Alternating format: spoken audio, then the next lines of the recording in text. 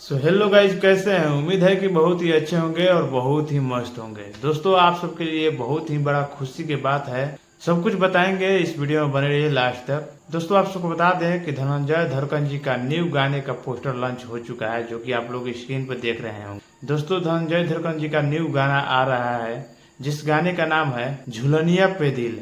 झुलनिया पे दिल इस गाने का टाइटल का नाम रखा हुआ है। आप सबको बता दें कि ये गाना लग रहा है कि बहुत ही ब्लास्ट करेगा, जैसे कि बलमा कदर न जाने ब्लास्ट किया था, वैसा ही गाना लग रहा है। आप सबको बता दें कि इस गाने को गाए हैं धनंजय धड़कन जी और साथ में आसिया राज इस गाने को गाए हैं लोग। दोस्तों, पोस्टर को देख करके तो बहुत ही अच्छा गाना लग रहा है, लेकिन गाना अभी फाइनली आया नहीं है, आएगा देखा जाएगा कैसा गाना है। फिलहाल तो धनंजय धड़कन जी ने अपने पेज के माध्यम से पोस्टर को लॉन्च किए थे, तो आप लोग को सोचे कि हम बता दें न्यू अपडेट।